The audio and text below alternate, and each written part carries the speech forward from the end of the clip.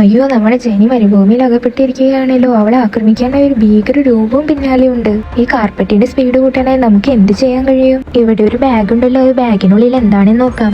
ഇതൊരു കത്രികയാണല്ലോ. ഈ കത്രിക കൊണ്ട് നമുക്ക് അവളുടെ മുടി വെട്ടി മാറ്റാം. അപ്പൊ കുറച്ചും കൂടി കനം കുറയും. സ്പീഡ് ഇനിയും കൂട്ടാനായിട്ട് നമുക്ക് ഈ മാജിക് വടി ഉപയോഗിച്ചാലോ? ഇപ്പൊ കുറച്ച് സ്പീഡ് കൂടി. ഈ ബാഗിന്റെ ആവശ്യം കഴിഞ്ഞതുകൊണ്ട് ഈ ബാഗ് എടുത്ത് കളയാം. അപ്പൊ കുറച്ചും കൂടി സ്പീഡ് ആവും. അതുപോലെ തന്നെ ഈ കഴുത്തിലും തലേത് ആഭരണങ്ങളും എടുത്ത് കളയാം. ഈ സ്വീറ്റ് പൊട്ടാറ്റോ അവളെ കൊണ്ട് കഴിപ്പിച്ച് കഴിഞ്ഞാൽ അവളുടെ വെയിറ്റും കുറച്ചായിട്ട് കഴിഞ്ഞു പോകും. ഇവിടെ ഭയങ്കര മഴയാണല്ലോ. ഈ മഴയൊന്ന് നമുക്ക് മാറ്റി നോക്കാം. ഇപ്പോൾ വെയിൽ കൊണ്ട് ആ കാർപ്പറ്റ് എല്ലാം ഉണങ്ങിയത് കൊണ്ട് കുറച്ചും കൂടി സ്പീഡിൽ പോകാം. അതുപോലെ ഈ കിളിയെ നമുക്ക് സഹായത്തിനായി വിളിക്കാം. ഈ രൂപത്തിന് മുകളിൽ ഒരു തുണി എടുക്കുന്നുണ്ടല്ലേ, ഇതെടുത്ത് നമുക്ക് ഈ വിളക്ക് തുടക്കുകയാണെങ്കിൽ നമുക്ക് ജീനിയെ കിട്ടും. ജീനിയുടെ സഹായത്തോടു കൂടി നമുക്ക് ഏറ്റവും എളുപ്പത്തിൽ എത്താൻ കഴിയല്ലോ.